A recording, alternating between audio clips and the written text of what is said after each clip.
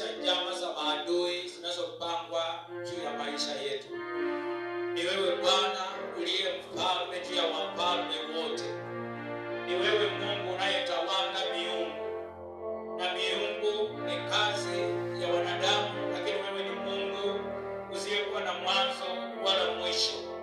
Waelewa mwisho wa kila mwanadamu kabla wa mwanzo wake, maana hekima na ufahamu wako ni wa pekee. Wewe Bwana hushusha wenye kiburi, huwainua wanyenyekevu wa mioyo kwa heshima na kwa utukufu wa jina lako. Wewe Bwana katika mamlaka yako unaponya, maana Kristo ulijipeana msalabani mikononi mwa waovu. Wewe ambaye ila na dhambi wala uovu haukupatikana ndani mwako, lakini kwa ajili ya sisi waovu ulijipeana Bwana, sisi tuliokuwa tunastahili hukumu ya milele, lakini Bwana kwa rehema zako ukatusamehe na ukatuhesabia haki, ukatupa nafasi ya pekee ya kuwa wana, na ndivyo tulivyo wana katika ufalme wa Bwana. Kwa jina la Yesu umetuhesabia haki, umetutetea, umetutoa katika misingi ya laana, umetukomboa na tutakasa, umeandika majina yetu katika kitabu cha tumaini la uzima wa milele, ya kwamba Bwana tutatawala pamoja nawe. Ni wewe unayefariji mioyo yetu hata wakati wa machozi na huzuni. Ni wewe unayetembea nasi Bwana katika bonde la uvuli wa mauti. Ni wewe unayetuimarisha katikati ya mawimbi ya maisha Bwana. Ni wewe unayetupa matumaini. Ni wewe unayetawanya na kuvunjilia mbali mitego na hila za uharibifu na kusimamisha kwa ajili ya tumaini. Ni wewe uliyetuchagua na kutufanya jamii ya kwamba tukaweze kukuishia katika agano lako. Ni wewe umenifutilia mbali hata ya mashtaka na aibu iliyoandikwa kwa ajili yetu, na umetusimamisha Bwana. Sisi ni warithi pamoja na Kristo aliye mzaliwa wetu wa kwanza. Asante Bwana ya kwamba tumekusanyika. Neno lako Bwana linasema si desturi yako kuwakusanya watu wako bure, lakini Bwana tukusanyapo kila wakati, wewe hunena na mioyo yetu kwa makemeo na maonyo. Wewe hutuelekeza, wewe huponya nafsi zetu, wewe hutuimarisha na hutuinua. Wewe ni Baba yetu. Tunakiri na ujasiri ya kwamba hakuna Mungu mwingine. Peke yako ni Mungu, peke yako ni msaada, wewe peke yako ni amani. La kama si ya la bosaka Bwana, tumetupeana mikononi mwako asubuhi ya leo. Kwa makemeo yako tunaondoa Bwana roho za kiburi katika jina la Yesu. Maroho za mafarakano tunaziteka nyara. Mioyo ya uzushi tunaikemea rika masaka na yanabosaya na kanda na robosika na yanabosaya. Yes Lord, yes Lord. Thank you Lord for the power of healing and deliverance in our midst in the name of Jesus. Every wall of infirmity, every spirit working against our life, in Jesus' mighty name, we rebuke it, we denounce it now. In Jesus' mighty name, my Father, every chain, every bondage, in the name of Jesus, it is broken now. Father, release your spirit of joy and gladness in our meeting today. In Jesus' mighty name, with the moving of the Spirit in our meetings, in Jesus' name, Lord God, that my Father, as you operate in our life, we surrender to you. You are our Creator. You are our Father. You are our fortress, oh God. You are our home. In Jesus' name, we humble before you. We surrender to you, Jesus. The Lord, you may have a life. You may have a place in our life, oh God. In Jesus' name, the power of healing. The power of healing. In the name of Jesus. In the name of Jesus. In the name of Jesus. Every broken heart, we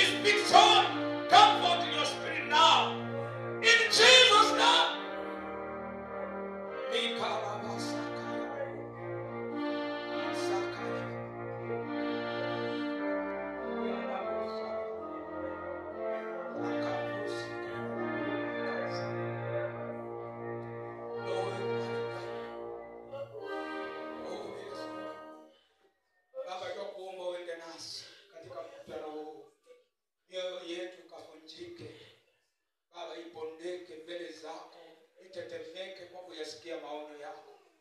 Baba, sisi ni waovu machoni pako. Mienendo yetu, matendo yetu Bwana ni chukizo Bwana. Lakini katikati ya uovu Mungu umekuwa wa neema. Baba, umetuhifadhi na umeturehemu. Umetulinda Mungu. Hautatulipiza sawasawa na maovu yetu Bwana. Kwa kuwa wewe ni mwingi wa huruma na wewe ni mwingi wa huruma, wewe ni mpole wa hasira.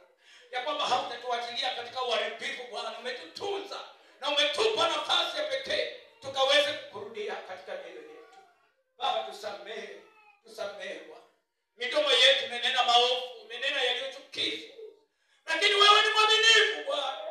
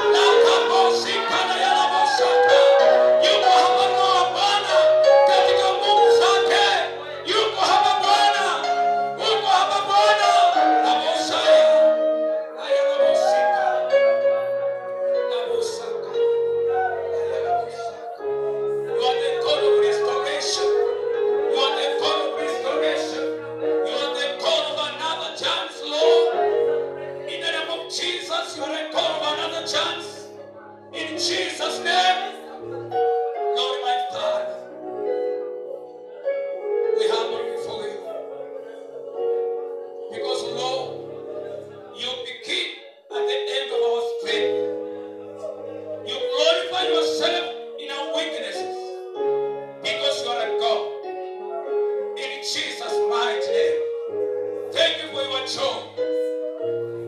Thank you for your spirit of gladness, Lord. Yes, Lord. Yes, Lord. Yes, Lord. Yes, Lord.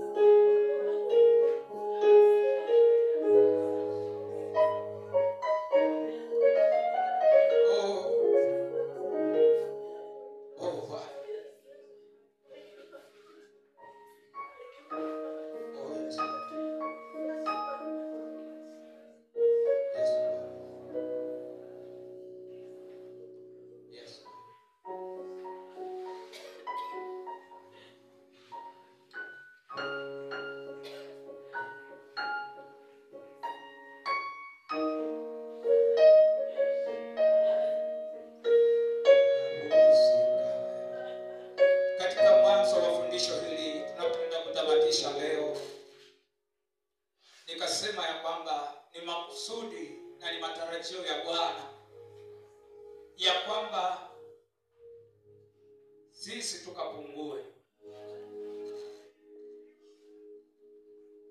Ni matarajio ya Mungu sisi tulio watoto wake ya kwamba sisi tukapungue katika ubinafsi wetu, katika akili zetu, katika maarifa yetu, sisi tukaweza kupungua na Mungu akaongezeke ndani mwetu, ya kwamba yeye awe katika nafasi ya utawala ndani mwetu. Tukampe Mungu nafasi akaongezeke. Tuondokee nafasi za maamuzi ambazo tumezikatalia kufanya maamuzi katika akili zetu, kufanya maamuzi katika maarifa yetu, na kufanya maamuzi kutokana na ukaguzi wa akili na mipangilio yetu. Lakini tukampe nafasi yeye akaongezeke ndani mwetu. Akaongezeke Bwana. Akaongezeke Bwana. Tukaweze kujisalimisha kwake. Akaongezeke tunapopungua. Akaongezeke tukaweze kujisalimisha kwake. Akaongezeke Bwana. Atawale mawazo yetu, atawale maamuzi yetu, atawale mienendo zetu.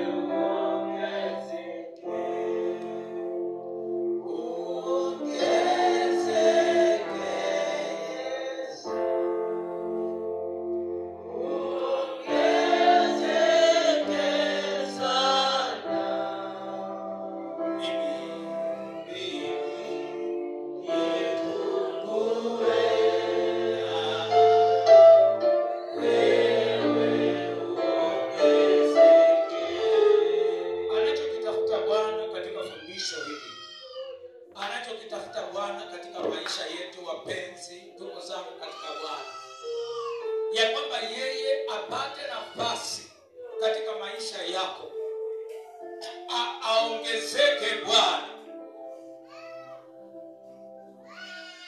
Mipangilio na desturi zetu za dini na makanisa yetu imempa Mungu nafasi ndogo ya kututawala. Mipangilio za kanisa zetu zimemzuia Mungu kupata nafasi katika maisha yetu. Lakini ikiwa kilio tunapotamatisha fundisho hili ya kwamba kupatikane mtu atakayesema Bwana ni kweli, nimekuwa nategemea akili zangu, nimetegemea maarifa yangu, lakini siku nyingi nimekosa neema yako. Lakini Bwana nimekuja, naomba unipe moyo wa kupondeka, moyo wa kutetemeka usikiapo neno lako. Niweze kukaa nawe patakatifu palipotukuka, palipoheshimika, nikaweze kukaa pamoja nawe katika jina la Yesu. Ikiwa itakuwa ni kilio cha kila mmoja wetu, ndugu zangu katika Bwana, kuna mabadiliko wewe mwenyewe utayashuhudia. Kuna mabadiliko watu watashuhudia katika maisha yako, ya kwamba kuna kitu kimetendeka. Ikiwa utajipeana, uondokee kiburi cha ubinadamu, Roho Bwana apate nafasi. Ikiwa utaondokea desturi na mazoea ya dini, Roho Bwana atapata nafasi.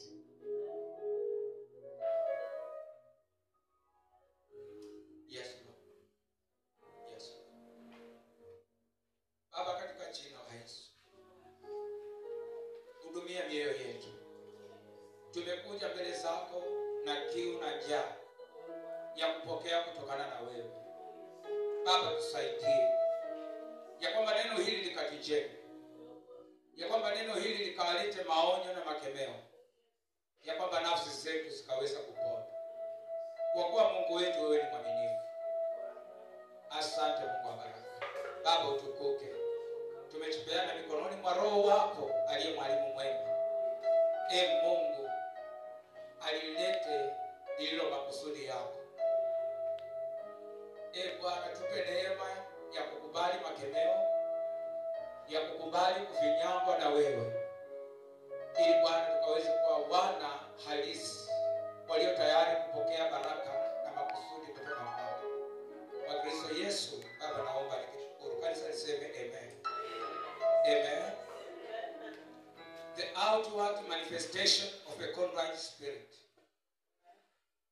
The outward manifestation of a contrite spirit.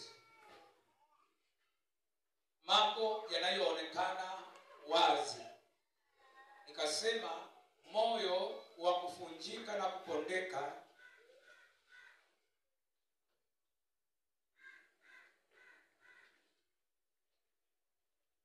tabia ya huu moyo yataonekana nje. Itaonekana nje, itazaa matunda katika maisha ya mtu, na watu watayaona hayo matunda. Na kutokana na matunda ambayo yametokana na moyo wa kuvunjika na kupondeka, watu watazungumza ushuhuda kuhusu mienendo yako. Ndugu zangu katika Bwana, karibu katika fundisho hili. Nitamanio la moyo wangu, mimi ninayefundisha nimejiweka wazi kwa Roho wa Bwana akaweze kuhudumia moyo wangu ninapoendelea kufundisha. Ninaamini hakuna atakayeondoka hapa asipokee kile ambacho Roho wa Mungu anataka akipokee. Ya kwamba kwa kuwa wewe wajua moyo wako, fungua katika utayari. Roho wa Mungu anayeleta mapenzi ya Mungu uweze kuyapokea na uweze kuwa tayari kumwambia Bwana, nisaidie. Roho wa Mungu ni mwaminifu na yeye halazimishi chochote, isipokuwa mwanadamu mwenyewe akairi katika moyo wake na kusema, Bwana, niko tayari. Niko tayari kuenda na maonyo yako. Niko tayari na nimepokea makemeo yako. Niko tayari Mungu kuruhusu makemeo na maonyo haya yatimie katika maisha yangu. The outward manifestation of a contrite spirit or heart. Tulikuwa tumeangalia ya kwanza ambayo ilikuwa inasema nini wapenzi? Ya kwanza tulikuwa tumeangalia number 1.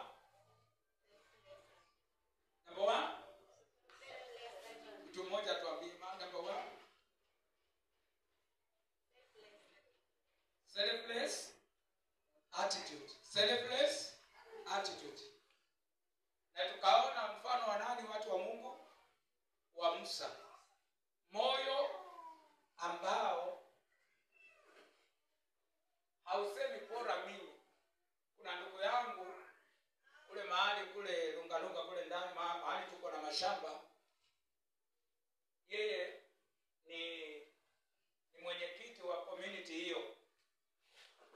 Sasa serikali ikawa imetoa amri ya kusema 100% transition ya kwamba watoto wote wafanye nini, waliofanya standard 8 waende wapi, na wakapeana jukumu kwa county commissioners, wakapeana kwa divisional commissioners, wakapeana mamlaka kwa chief, mzee wa mtaa nyumba 10, wakapewa mamlaka kuhakikisha watoto wote waliofanya standard 8 wafanye nini, waingie form 1, na serikali iko tayari kusimamia. Sasa huyu jirani yangu akiwa yeye ndiye chairman katika kile kijiji kule kwetu, yeye watoto wake wanaenda shule. Sasa alipoenda katika mkutano, wakapewa hiyo amri ya kwamba wahakikishe watoto wote waende shule. Yeye akatamka akasema, mimi sing'ang'ani na mtoto wa mtu. Amen. Yeye ni kiongozi, ameamriwa, lakini kwa ajili ya huo moyo wa kibinafsi ule, moyo unaoangalia bora mimi, akasema maadamu watoto wangu wanaenda shule, mimi sina shida, sitaki kung'ang'ana na watoto, wacha wakae, hao ndio watakuwa wanatulimia vibarua. Huyo ni kiongozi anazungumza, mimi sisumbuki na mtoto wa mtu. Wakitaka waende wasome, wasipotaka, maadamu watoto wangu wanaenda shule, hawa wenye hawataki kwenda watatufanyia vibarua. Nataka tuangalie hiyo picha, moyo wa kujitakia, yani maadamu kwako imekwendea sawa, hausumbuki. Bwana Yesu asifiwe. Amen.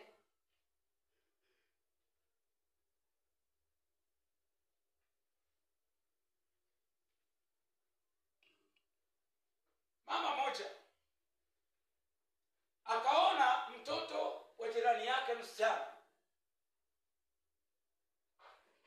watoto wanasema wanaenda kanisani, kumbe hawaendi kanisani. Kuna mahali wanaficha nguo ambazo ukikutana naye, hata ukimwona uwezo kaona ni yeye ametoka kwako, amevaa kingine, wanaenda pichi. Mahali hao watoto wanaenda, wanapelekwa na wanaume, ndio huyu mama anafanya kazi. Mtoto wa form 2, mtoto wa jirani yako.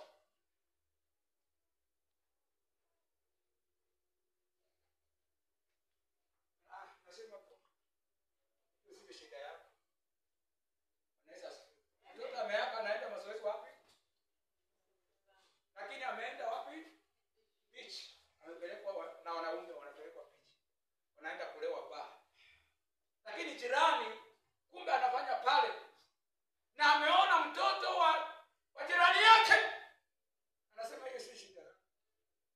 Mama sasa wake wenyewe wamfundisha, yani maadamu sio waka naye haribika, haikusumbui hata haikupunguzi usingizi.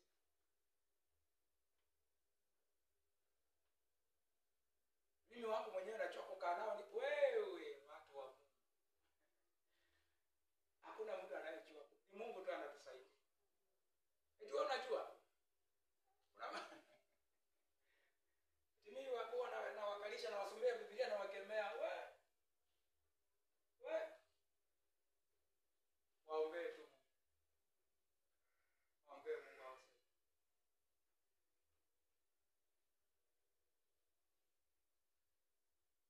Mtoto wa mwenzake akapata vitu au tu akatoka.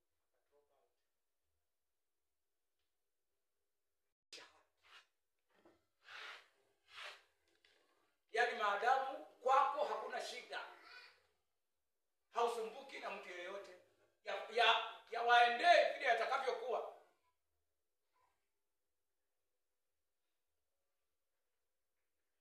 Musa akamwambia Mungu, ni kweli umenipa nafasi kizazi kianze kuitwa kizazi cha Musa, lakini Mungu, itakuwa aibu, jina lako litatukana na watu wa mataifa. Wasamehe tu Bwana.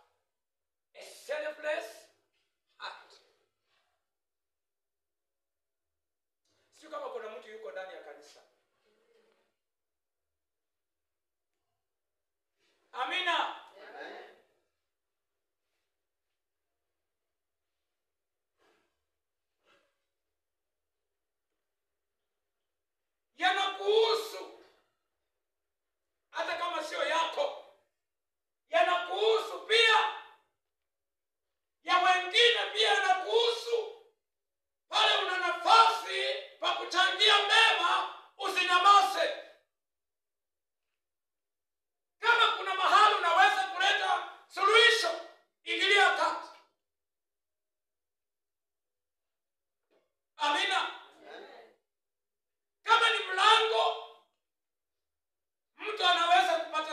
si mtoto wa kazani yako, si mtoto wa brada yako, sio andi yako, lakini ni mtoto wa jirani yako, amemaliza form 4, yuko pale, hali si nzuri, umesikia mahali mlango wa kazi, mpeleke.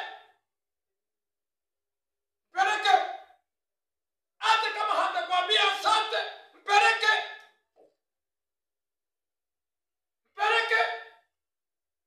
Apate hiyo kazi.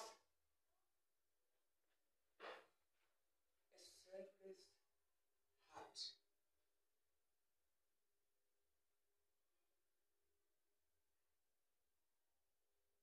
The spirit that goes beyond you. Inafuka mipaka yako ikawa ya baraka kwa watu wengine. It's a manifestation. Ni madhihirisho yanayotokana na moyo wa kuvunjika na kupondeka.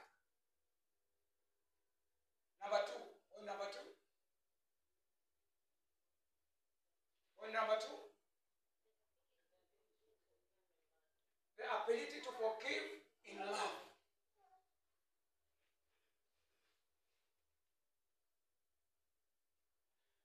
Si rahisi kusahau makosa ama tendo lililofanywa, si rahisi kusahau.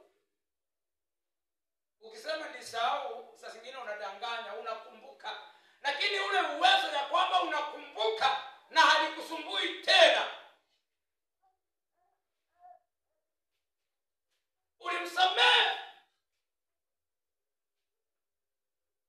ndugu yako, ulimsamehe mzazi, ulimsamehe mshirika mwenzako, alikuumiza, alikuwekea maneno ambayo hukuyafanya, yakakuletea aibu. Ulijaribu kujitetea, haikuwezekana, maana ni neno la sumu liliachiliwa kwa ajili yako. Ukaumia, ukakosa sura ya kukaa mbele ya watu.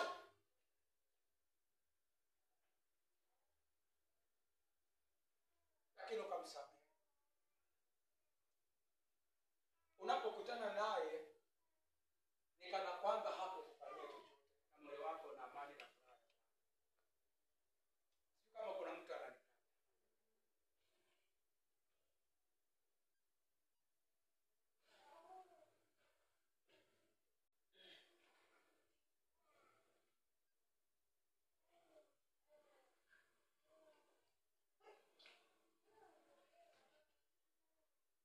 haikuwa rahisi kukuzana. Mtu amekula pesa, amekuuza, amechukua pesa, ameenda akakula. Hawa ni ndugu zake Yusufu. Wamemuuza, wameenda wakakula pesa. Wameenda na wamesema, wacha tuone sasa ndoto zake zitafika wapi. Maisha yamezunguka, mnakuja kukutana baada ya miaka. Uko katika nafasi ya utawala. Mungu amekufanya manager mahali. Mungu amekufanya kiongozi, uko katika mamlaka ya kuamua. Unapata application ya mtoto ambaye babake ndiye alikufuta kazi. Pia iko katika hiyo nini ya application. Hata kabla usome umeitupa mbali. Moyo unasikia kuumia. Ukiona hilo jina peke yako unaumia. Mungu anasema natafuta wenye moyo wa kupondeka ili nikae nao walipotukuka. Niko na kanisa. Forgiving in love. Yusufu anakuja kukutana na ndugu zake. Na anawaambia ndugu zake, wakati wao wanaogopa na kutetemeka, anawaambia ndugu zangu, msiwe na hofu. Msiwe na hofu kabisa. Maana kulingana na nyinyi mlikuwa mmekusudia mabaya. Lakini Mungu kupitia hayo mabaya mliokuwa mmepanga aliniandaa kwa wakati huu ili uzao wetu kapone. Moyo wa kusamehe katika upendo. Amina. Kuna mtu anataka aondokee maalzas na makwazo na kukosa usingizi. Unaumwa na kichwa mpaka unameza dawa kwa vile umepepa watu, huyu amekukwaza, huyu ulimkopesha 10,000 hajalipa, alichukua nguo yako basi ikachomeka, umewakusanya wote, umewaweka, umewabeba. Hata sura imebadilika, sio yako, maana umebeba watu na uchungu. Hauna amani. Kwako amani ni ndoto, maana umewabeba watu katika uchungu.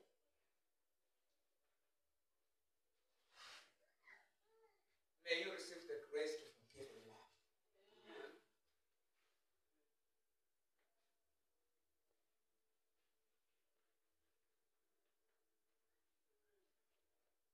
Mungu akupe neema mapenzi. Mungu akupe neema ya kwamba unaweza kusamehe katika upendo na mambo haya yakakuondokea. Yusufu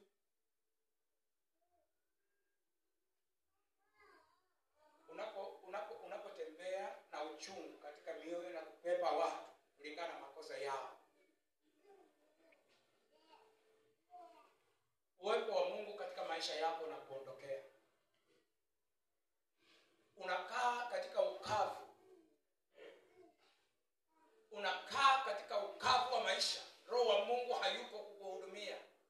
Maana mazingira yako ni ya uchungu na hasira na kumbukumbu. Biblia inasema upendo hauiweki kumbukumbu ya makosa. Mahali popote palipo na upendo hakuna kumbukumbu ya makosa.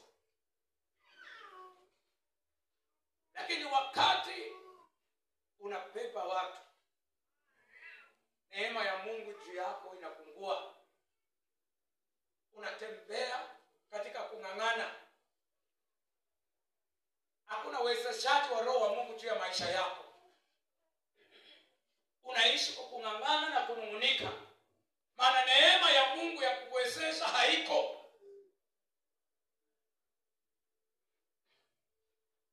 Number 3.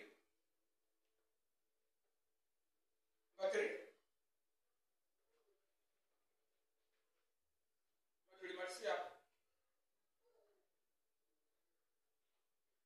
Tulimalizia number 3.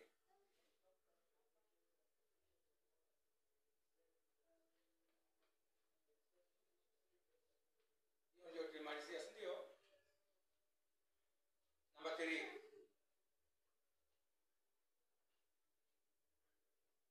Not puffed up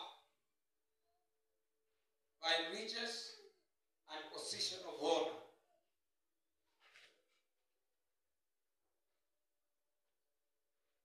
to be a slave to it, but they submit to you. Hiyo ndio tulimaliza nayo, ya kwamba wewe una uwezo. Wewe una nini? Una uwezo. Ndani mwako Roho wa Mungu amepeana uwezo. Hakuna kitu chochote kinakushtua kwa maisha. Wapendwa, hiyo ndio neema ya pekee, ya kwamba hakuna kitu kinakushtua. Unabaki ni wewe tu. Bwana Yesu asifiwe. Unabaki ni wewe.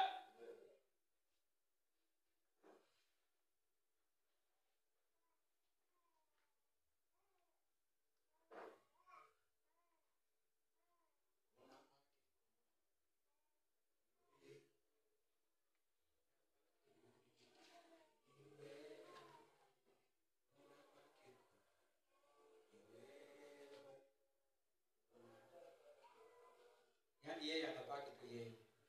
Bwana Yesu asifiwe. Mungu asili yake anabaki tu kwa ni yeye. Yeye habadiliki Mungu. Amina. Yeye ni mwaminifu na ni mwaminifu tu. Biblia inasema hata sisi wote tukibadilika tuwe waongo, yeye anabaki kwa mwaminifu. Yeye habadiliki. So tabia moja ambayo inaweza kuonekana nje,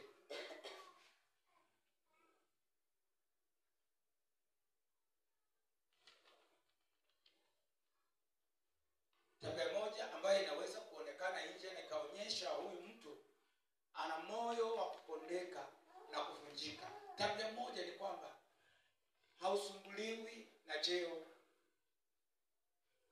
Hausumbuliwi na cheo. Haikusumbui.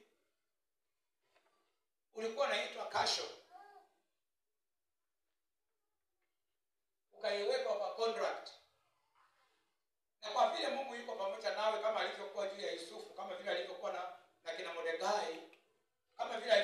akina Danieli walianzia chini, watu wasiojulikana, lakini neema ya Mungu maana ilikuwa iko juu yao,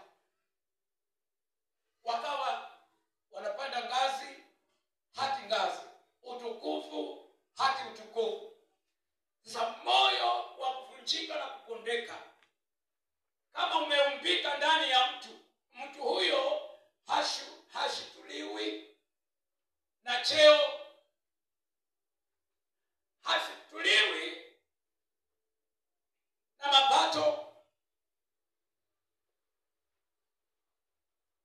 Hakuna utajiri unaweza kumtisha akabadilika.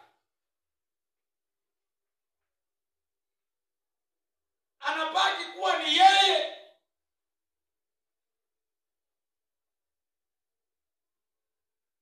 Bado anaweza kufikiwa na rafiki yako mwenye mlikuwa kwa chama mkitanga 50 kwa wiki. Bado anaweza kukufikia tu, lakini umewekwa nafasi ya heshima, unaitwa manager. Lakini kuna mtu bado anaweza kukufikia tu, mliyekuwa naye katika chama mkingangana, anaweza kukufikia tu maana wewe ni rafiki yake. Hauwezi ukablock namba za wengine maana wewe umepanda daraja. Watu wa Mungu waseme amen. Huwezi ukaanza Kizungu sasa kwa wenye watu hawajui Kiingereza, ukaanza in fact.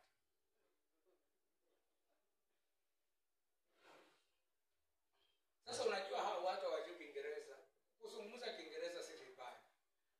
Kanisa la Bwana liseme amen. Lakini sasa kwa nini usungumuze Kiingereza kwa watu hawajui Kiingereza? Kwa vile wewe umepanda cheo.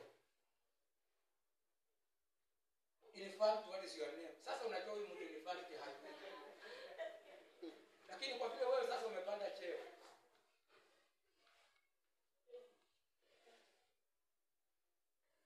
hata kwa watu wenye hawajui Kiingereza pia unawaongelesha Kiingereza ili wajue tu sasa wewe ni mkubwa siku hizi.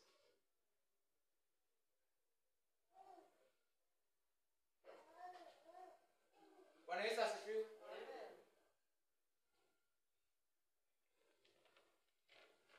Umeingia kwa nyumba ya mpendwa, amefurahi. Yaani amefurahi, amekupikia mboga, ameleta, amepata ndugu mgeni. Watu wa Mungu, sio kama umeshawahi una furaha za watu, wale wako innocent. Yaani amefurahi. Sasa sile mboga ameleta ndio kiwango chake, amengangana. Ukiona hizo zenyewe unadharau, tena unalala. What is this?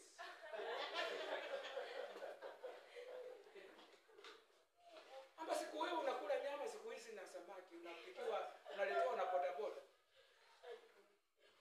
Wewe siku hizi unaletewa na bodaboda. Sasa unaangalia, what is this? Amba umepanda cheo.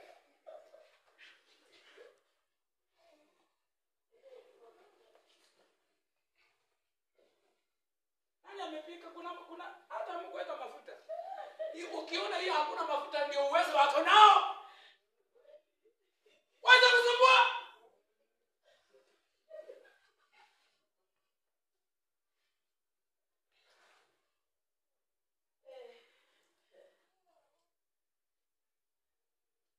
Yaani umeenda mtu masaa ya kulala yamefika. Kijana unatengeneza wewe ni makunia analetwa tena umefurahi, unatengenezea mkeni. Unauliza mattress kwa. Kama ingekuweko ungepewa. Ukiona inaletwa mkeka, hiyo ndio iko.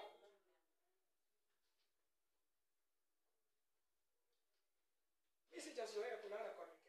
Wewe ulianzia wapi? Angalia kule ulianzia. Kabla ufike kwa kile kitanda angalia. Ulianzia. Wapendwa, sisi tulio Kristo tumekuwa kikwazo. Sisi tuliookoka tumekuwa kikwazo kwa watu kumpenda Mungu. Maana tuko katika vyeo. Kwa nini unapika na moshi? Siku hizi kazi imepungua. Umempa pesa. Nipe nikae pale nje, kwa nini unapika na moshi? Ni muda kidogo umeenda kwake, vumilia apike na moshi wake. niko naongea na kanisa.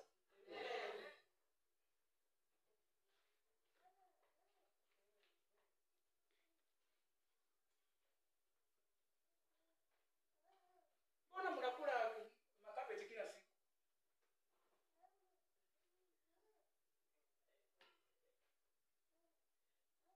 Kwani hakuna mboga zingine? Mnakula kabeji. Ile siku nyingine nilikuja ulikuwa umepika kabeji. Mimi sipendi kabeji. Uondoke uende.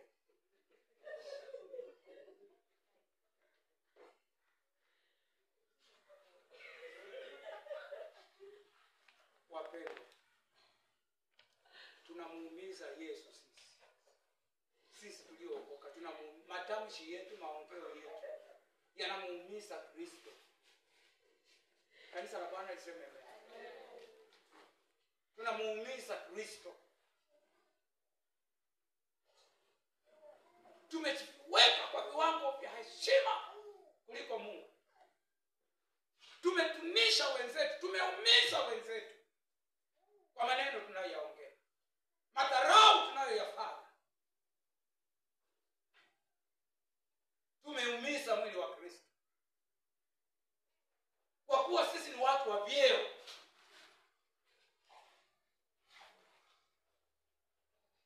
Wenye wako hapa. Niko nalea wachungaji hapa. Niko nalea watu kuwaachilia kwa huduma. Onyeka katika moyo wako. Onyeka. Atakapokuwa amekupa neema, unaweza tembea na uhuru kainua watu ukatembea. Endelea kunyenyekea. Atakapokupa amekupa neema ya miujiza, kabla usungumze mapepo umetoka, endelea kunyenyekea. Wewe si bora kuliko wengine. Ni neema ya Bwana iliyo juu ya maisha yako. Bwana Yesu asifiwe. Usipige kifua. Endelea kunyenyekea. A broken and contrite spirit is not puffed by authority, power and riches. Haisumbuliwi. Haisumbuliwi.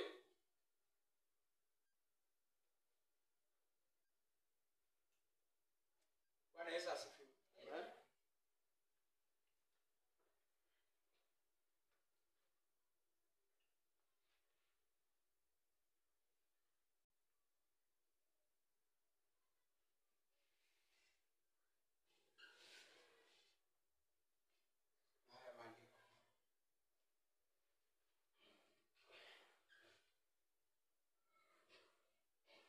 Philippians chapter number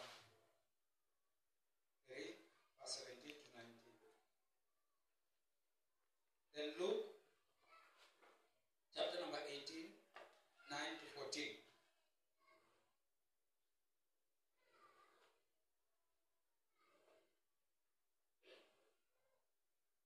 Kusema haya maandiko. Not puffed by riches, not puffed up by riches and position of God, to be a slave to it, but they submit. Mungu akikupa utajiri una submit kwako. Amen. Mungu akikupa cheo kina submit kwako. Wewe hausubmit kwa cheo. Cheo kinapeana kwako. Cheo kinakutumikia. Utajiri na heshima zinakutumikia. Wewe hautumikii utajiri. Vinakutumikia kwa ajili ya Bwana. Ukimpa Mungu utukufu. Tuangalie haya maandiko.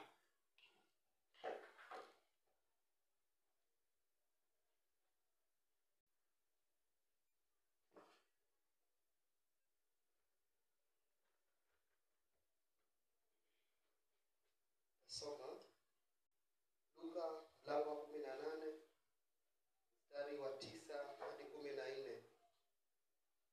Akawaambia mfano huu watu waliojikinai ya kuwa wao ni wenye haki, wakiwadharau wengine wote. Watu wawili walipanda kwenda hekaluni kusali, mmoja Farisayo, wa pili mtoza ushuru. Yule Farisayo akasimama akiomba hivi moyoni mwake: E Mungu, nakushukuru kwa kuwa mimi si kama watu wengine wanyang'anyi, wadhalimu, wazinzi, wala kama huyu mtoza ushuru. Mimi nafunga mara 2 kwa juma, hutoa zaka katika mapato yangu yote. Lakini yule mtoza ushuru alisimama mbali, wala hakuthubutu hata kuinua macho yake mbinguni, bali alijipiga kifua akisema, E Mungu, uniwe radhi mimi mwenye dhambi. Nawaambia, huyu alishuka kwenda nyumbani kwake amehesabiwa haki kuliko yule, kwa maana kila ajikwezaye atadhiliwa, naye ajidhilie atakwezwa. Usome andiko la pili.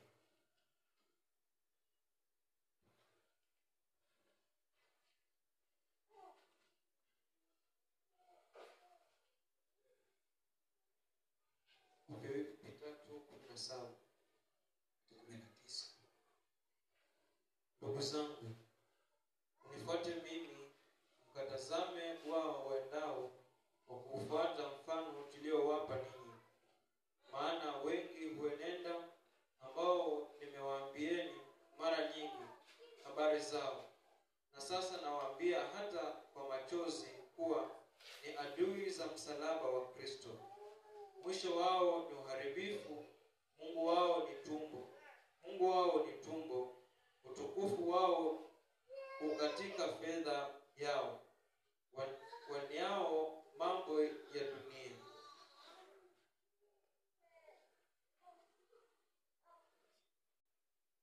Rudia tena. 17 mpaka 19. Ndugu zangu, mlango wa 3. Ndugu zangu, unifuate mimi, mkawatazame wao waendao kwa kufuata mfano tuliowapa ninyi. Maana wengi huenenda, ambao nimewaambieni mara nyingi habari zao. Na sasa nawaambia hata kwa machozi kuwa ni adui za msalaba wa Kristo. Mwisho wao ni uharibifu, Mungu wao ni tumbo, utukufu wao ukatika fedheha yao, waniao mambo ya dunia. Afikiria tu mambo ya dunia. Angalia wapenzi, Paulo analiambia kanisa, hawa watu wanaotembea katika kujitukuza na kujipiga kifua na kujifanya wao kuwa bora, anasema hawa watu ni maadui wa msalaba. Bwana Yesu asifiwe. Yaani mienendo zao na tabia zao ni kikwazo. Maana ajenda ya msalaba ni kuokoa, ni watu wamjue Kristo. Lakini anasema watu hawa ni adui wa msalaba, yaani wanayoyafanya ni kinyume na ajenda ya Mungu ya kuokoa watu wake. Ya kwamba mienendo yetu wakati mwingine watu wanapotuona inafanya waende mbali na Mungu kuliko wakaribie Mungu. Maana sisi ni watu wa majivuno na kiburi, ya kwamba nipeleke pale unataka. Umeshawasikia watu wanasema hivyo? Fanya unalolitaka, utafanya nini? Wanasifiwe. Ile uko hivi utanipeleka wapi? Unaacha watu wakilia. Maana ni kweli, hata wakienda polisi, wewe hata huendi polisi, wewe unapika tu simu na kumwambia askari, mimi sitakuja, tutaonana kesho. Huyu mtu analia, umemdhulumu kwa ajili ya cheo, umemnyima mshahara, unasema ndio nishtaki. Analia, lakini cheo kimekupa ujeuri. Sasa ikiwa watakatifu wa Mungu wakiwa katika mamlaka wanaweza kuyatumia cheo chao kwa kiburi, kiache wengi wakilia walio chini yako. Paulo anasema hawa watu ni maadui wa msalaba. Lakini anasema enendeni katika mfano wetu. Mfano upi? Ambayo huyu Paulo vitambaa vinatoka kwake vinaenda kutoa mapepo na kuponya watu, lakini anasuka mikeka akiuza, akifanya huduma. Kanisa la Bwana liseme amen.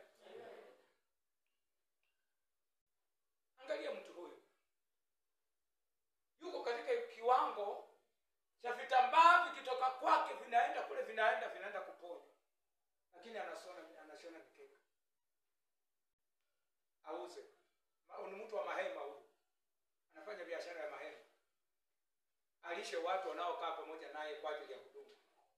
Moyo wa kuikwa katika mwili wa Kristo Yesu. Paulo hajiweki kuwa ni mtu mkubwa juu ya watu wanaowaongoza, pamoja na anointing iliyo juu yake, lakini yuko katika level ya watu wa kawaida. Kanisa la Bwana liseme amen. Miujiza zinazofanyika kupitia kwake havimshtui, havimsumbui. Cheo chake cha umitume hakimsumbui. Hakuna mtu amefanya kazi ya huduma kuliko Paulo. Hakuna. Ni Yesu ambaye halinganishi na mwanadamu. Lakini katika ubinadamu hakuna mtu amemfikia Paulo. Hakuna. Lakini bado yuko katika kazi za wangu inayoonekana ya chini. Ndugu mwingine akasemaje? Akasema, kwa nini huyu basi anafanya mtego? Mbona anaaibisha wachungaji?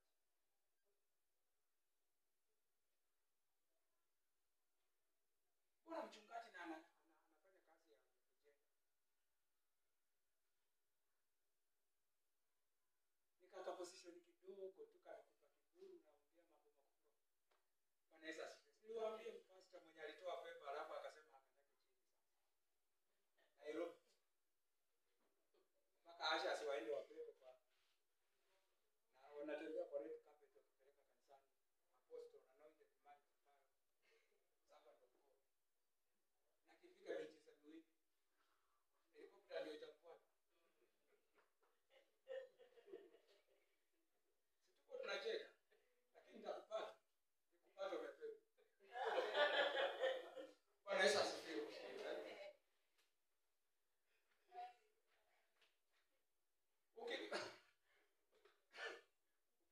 tu hapa wako ile chini utoroke. Maana hatutapelekana vizuri. Utakuwa umetoa wapi? Mighty servant akiimba malaika wanashuka. Sasa unataka ushikwe na watu 10 uletwe sasa ndio uje present.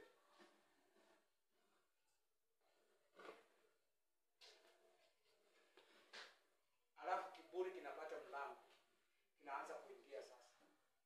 Na mtu afiki mbali. Ana neema ya Mungu juu yake, lakini kwa kutoelewa anafungua mlango wa adui. Anakamata destiny yake. Anamaliza katika fedheha. Maana moyo wa kupondeka, moyo wa kuinuka ambao shetani hauwezi, ni moyo wa kupondeka. Mambo yametendeka, umeyafanya mambo, umesaidia, Mungu amekubariki, umesimama na wenye mahitaji, hata hutaki kujua ni wewe, hutaki hata watu wajue ni wewe umefanya. Maana lengo lako ulikuwa msaidie yule mtu, sasa si ameisha. Bwana Yesu asifiwe. Amen. So unasumbua watu kwa nini?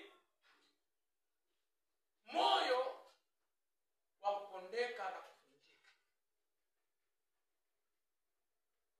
ni moyo usiong'ang'ania. Kiburi akichewa haisumbui. Bwana Yesu asifiwe. Amen. Na bariki Mungu kwa ajili ya mama yetu wa taifa Rachel Ruto. Ni Asha, Msafiri Sendile, ni Asha wetu leo. Ni nini? Mama President Ruto ni Asha katika kanisa lake. Amefunga mkanda baba. Anafanya Asha kuchukua watu kupeleka kwa kanisa yao Nairobi. Anakosa nini yule? Bwana Yesu asifiwe. Amekosa nini?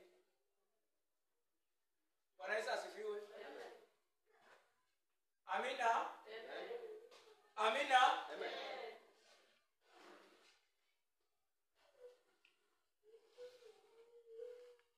Ukiniangalia mimi nasausha choo. Yaani kuna wengine hapo wamepita kiwango hawezi wakaosha choo. Ile tumekaa hivi. Hawezi. Hata umfuto mfikishe pale hawezi. Amepita. Amepita. Mungu atusaidie kanisa. Yaani sisi wenyewe tumesimama katika njia. Mungu anataka aende nasi. Mungu anataka atuweke katika mahali pake palipotukuka, lakini sisi wenyewe tumekuwa kikwazo katika njia yetu ya kubarikiwa kwetu, kwa kuacha kiburi ikaweza kututawala, kwa kuacha nafasi ya heshima ambayo Mungu ametutukuza nayo itutawale, badala sisi tuitawale itutumikie.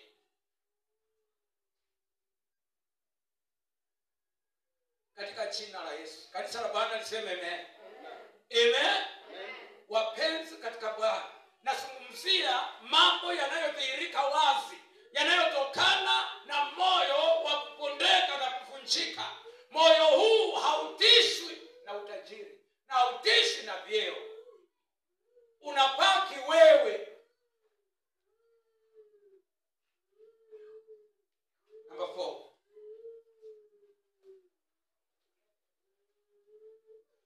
the ability to remain afloat. The ability to remain afloat in times of crisis and unexpected change of status. The ability to remain afloat. A-F-L-O-A-T. The ability to remain afloat in times of crisis and unexpected change of status. Philippians chapter number 2. Philippians chapter number 2, verse 5 to 11.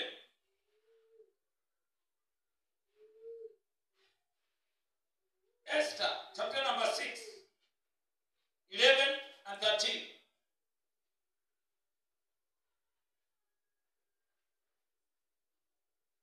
Philippians chapter number 2, 5 to 11, and then Esther 6, 11 to 13. Uwezo,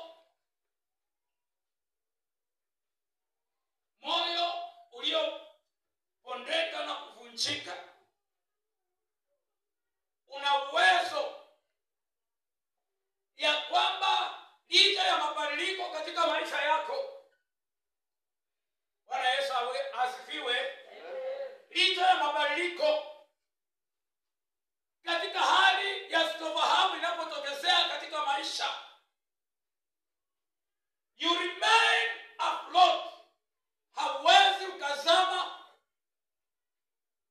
Tumaini lako katika Mungu haliwezi likapotea kwa ajili ya mabadiliko ambayo yametokezea katika maisha yako. You remain afloat. Unaendelea kulishikilia tumaini. Bado focus yako, mtazamo wako katika Mungu unabaki imara licha ya mabadiliko. Acha tusome haya maandiko. Soma haya maandiko mawili.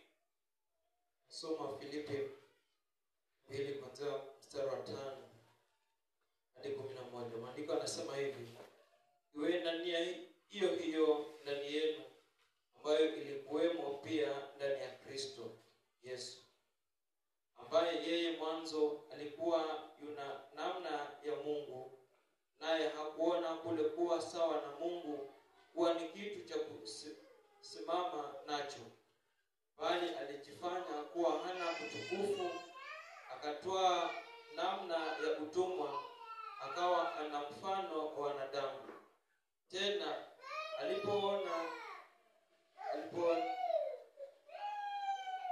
alipoonekana ana umbo kama mwanadamu, alijinyenyekeza akawa mtii hata mauti, naam, mauti ya msalaba. Kwa hiyo tena Mungu alimwadhimisha mno, akamkirimia jina lile lipitalo kila jina, ili kwa jina la Yesu kila goti lipigwe, la vitu vya mbinguni na vya duniani na vya chini ya nchi, na kila ulimi ukiri ya kuwa Yesu Kristo ni Bwana, kwa utukufu wa Mungu Baba. Amina. Kitabu cha pili, tasoma Esther mlango wa 6 mstari wa 11 hadi 13. Ndipo Hamani alipoyatoa mavazi na farasi, akamvika Mordekai yale mavazi, akamkaribisha akampisha juu ya farasi kuipitia njia kuu ya mjini, akapiga mbiu mbele yake. Hivyo ndivyo atakavyomfanyiziwa mtu yule ambaye mfalme apenda kumheshimu. Kisha Mordekai akarudi kwenye mlango wa mfalme, bali Hamani akaenda mbio nyumbani kwake mwenye msiba na kichwa chake kimefunikwa. Basi Hamani akawasimulia Zereshi mkewe na rafiki zake wote kila neno lililompata. Kisha watu wake wenye hekima na Zereshi mkewe wakamwambia, ikiwa huyu Mordekai ambaye ameanza kuanguka mbele yake, ambaye umeanza kuanguka mbele yake ni wa uzao wa Wayahudi, wewe hutamweza, bali kuanguka utaanguka mbele yake. Hakika kuanguka utaanguka mbele yake. Amina. Amina.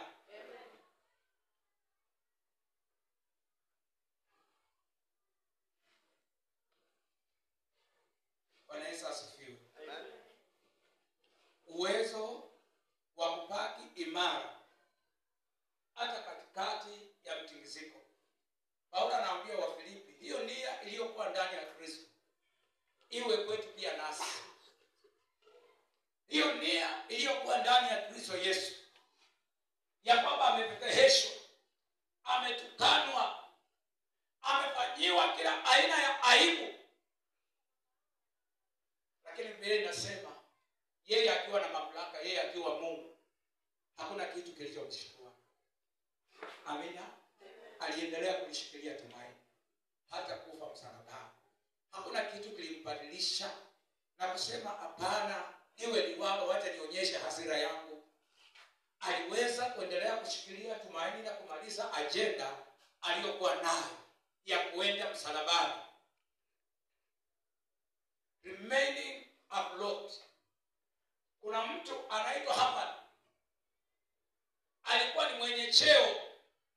Yeye ndiye katika utawala wa mfalme, yeye ndiye alikuwa namba 2 katika cheo. Bwana Yesu asifiwe. Amina. Amepanga njama vile ambavyo amepanga, na njama zake zikakuja zikatipuka.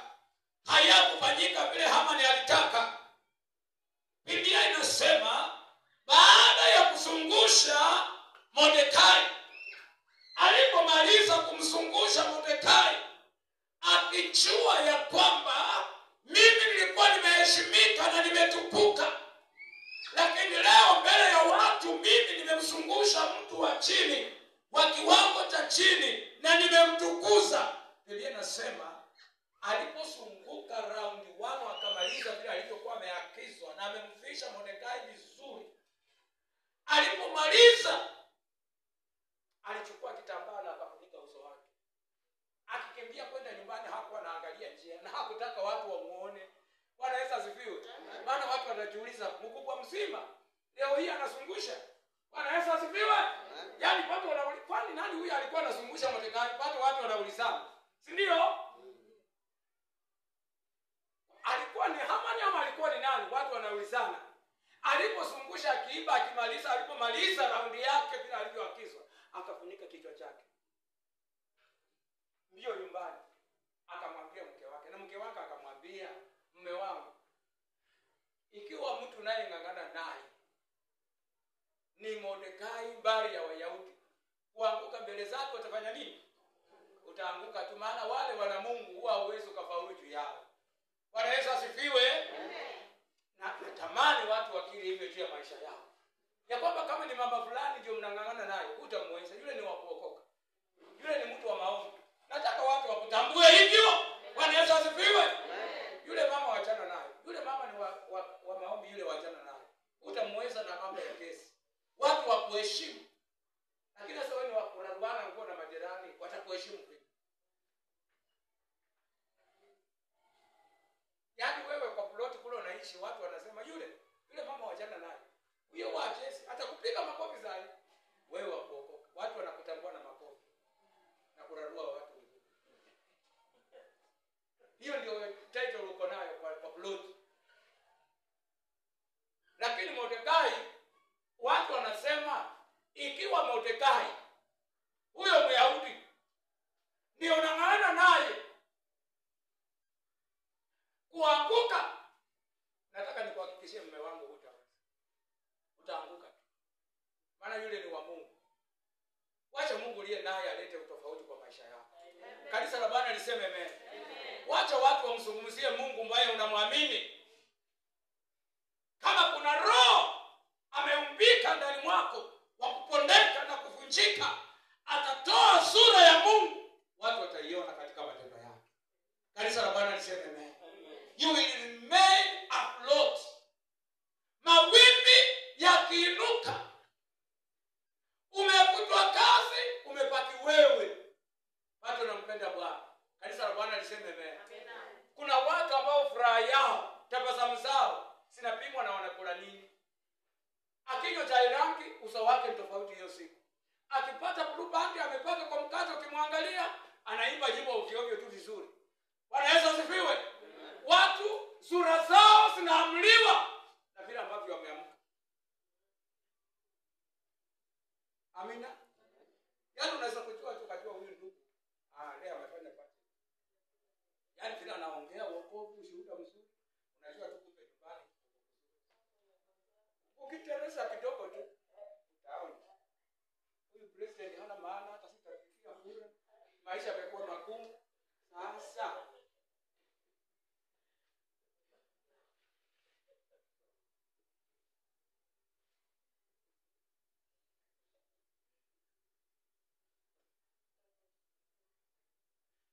yaani akiteresa kidogo tu ni mtu mwingine tayari.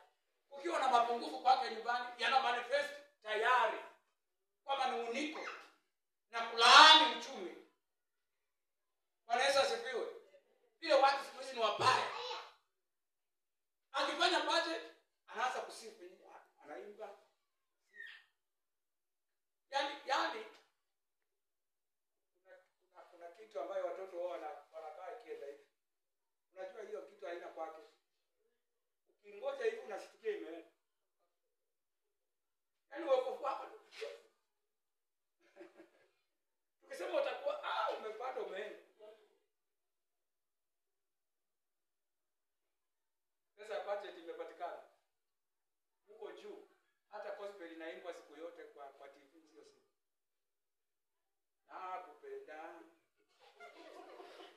Nakupenda. Kumbe ni budget iko vitu viko kwa nyuma. Yaani furaha yako inapimwa na stock.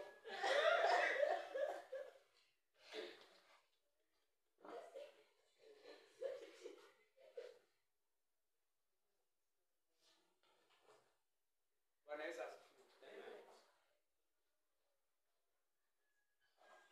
Lakini roho ya kupondeka na kuvunjika ikiwa ndani mwetu imeumbika na imekomaa, tabia itakayoonekana kwetu ni kwamba mtu wa Mungu unaweza kustahimili katikati. Hata mtu, yaani mtu anakuja akikuangalia hivi nje, anatafuta mkopo wa shilingi 50. Anasema mambrafiki. Akikuangalia hivi anasema kama nilikuwa nahitaji 20,000, unaweza nipa nikakurejesha kama baada ya mwezi mmoja. Wewe mwenyewe ukiangalia unasema Mungu saidia. Lakini vile umejipresent, Bwana Yesu asifiwe. Vile umejipresent uso wako na utukufu na neema ya Bwana. Kanisa la Bwana liseme amen. Yaani furaha ya Mungu imekutawala. Kanisa la Bwana liseme amina. You remain afloat always. Amina. Haufai matambara maana huna pesa. Hata kama huna pesa unavaa vizuri. Bwana Yesu asifiwe. You remain afloat always for the glory of God. Amina.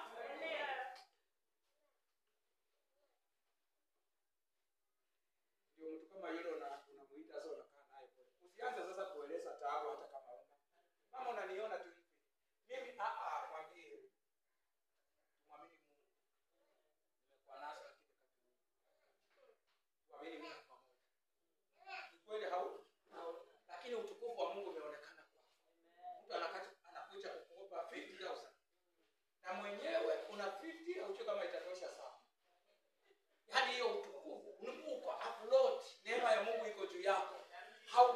kulingana na vitu.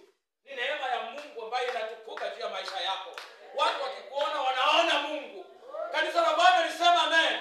The ability to remain Lord.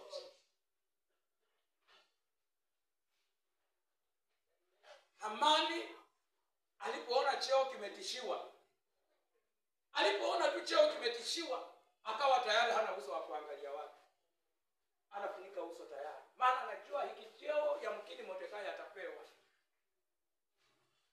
Bwana Yesu asifiwe. Amen. Namaliza na mstari huu. Soma mstari huu, Mhubiri, alafu tumalizie pale.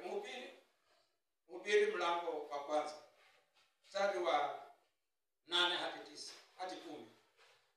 Mhubiri mlango wa kwanza, mstari wa 8 hadi 10, tukimaliza pale ingia katika awamu ya worship.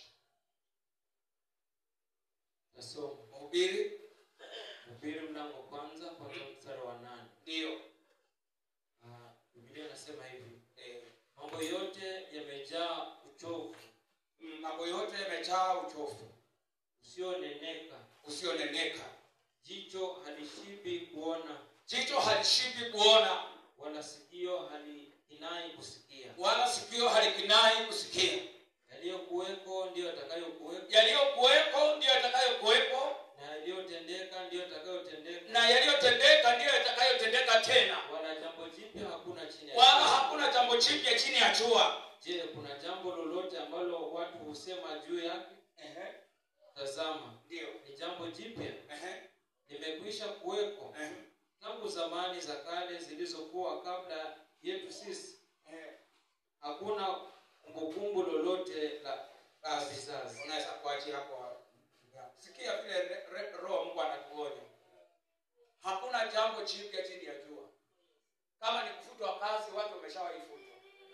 Amina. Kama ni kulala njaa, kuna watu wameshawahi lala njaa kabla yako. Kanisa la Bwana lisema amina. Kama ni kuchukiwa, hauanzi wewe. Watu wameshawahi chukiwa. Hakuna jambo jipya. Lolote unalolisikia limeshawahi kuwepo, yanajirudia. Chini ya jua hakuna jambo jipya. Na kwa kuwa hakuna jambo jipya, yote yanajirudia, tuwe imara na tumtumainie Bwana.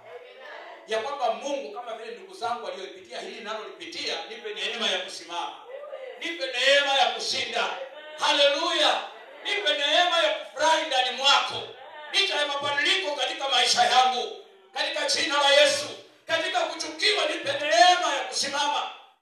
Amen. Kwa kuwa hakuna jambo jipya. Ndugu zangu katika Bwana, tusimame imara. Tumpe Roho wa Mungu nafasi ayashughulikie maisha yetu. Atoe mtu anayemtaka ndani mwetu. Amfinyange mtu ambaye Mungu mwenyewe anamtaka, ambaye atamtukuza Bwana. Baba, kwa jina la Yesu, na nibariki jina lako kwa ajili ya uaminifu wako. Kwa siku wiki 3 nimenena na watu wako katika andiko lako takatifu, kwa fundisho, kwa onyo na makemeo. Nimeleta neno lako wazi kwetu Bwana. Tumekaa chini ya Roho Bwana aliye mwalimu. Tumelipokea neno hili Mungu, na liweka tamati katika matayarisho yako. Lakini Baba, tunajiweka wakfu mikononi mwako. Wewe ujuaye ukamilifu na uhitaji wote wa moyo wa mwanadamu. Baba, tuwezeshe kukawa na mabadiliko na uhamisho katika ufahamu wetu. Tuwe na wepesi wa kunyenyekea. Tuwe na wepesi wa kujipeana Bwana katika makemeo yako. Neno lako limetuonya na kusema Bwana, ikiwa hatutajipeana kwako ili ukaweza kuturudi na tukemea kama mzazi, tena sisi tutakuwa ni wana haramu. Lakini Bwana, tuwezeshe ili tukawe vyombo vinavyohitajika kwa ajili ya kazi yako. Baba, kwa jina la Yesu, kila roho ya upinzani, kila roho ya hukumu, kila roho ya kukataa maonyo isiyo na nafasi kwetu. Asante Bwana. Baba, tuwezeshe.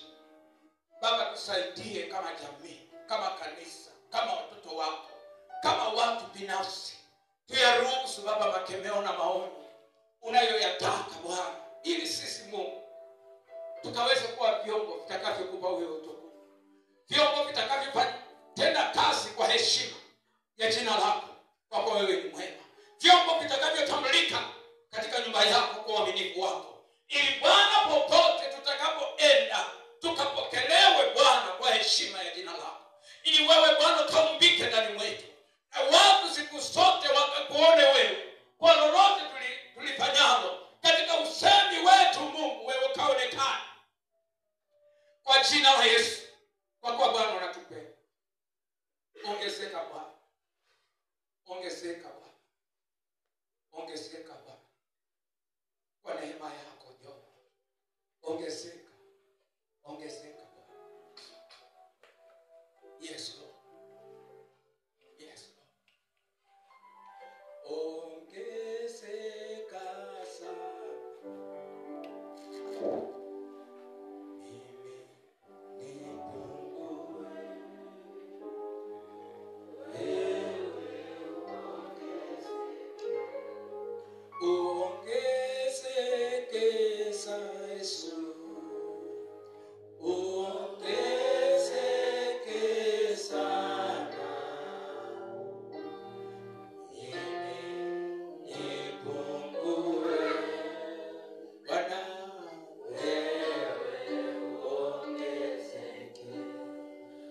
Tamanio na kila mmoja wetu wapenzi, katika maisha yetu kuna hali ambazo tumezikatalia.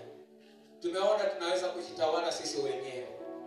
Wacha tukamwachie Bwana kwa Roho wake kapate nafasi ya kutengeneza mtu atakayemtukuza, kwamba aibu na fedheha isiwe katika malango yetu, bali tukamtumikie Bwana kwa furaha ya mioyo yetu na kwa utukufu wa jina lake. Kristo Yesu, Baba tunaomba tukiamini. Kanisa la Bwana liseme amen. Tupe Bwana sadaka ya makofi tunapomalizia fundisho hilo. Tumetamatisha fundisho hilo siku ya leo, na Bwana wa amani akaweza kutubariki katika jina la Yesu.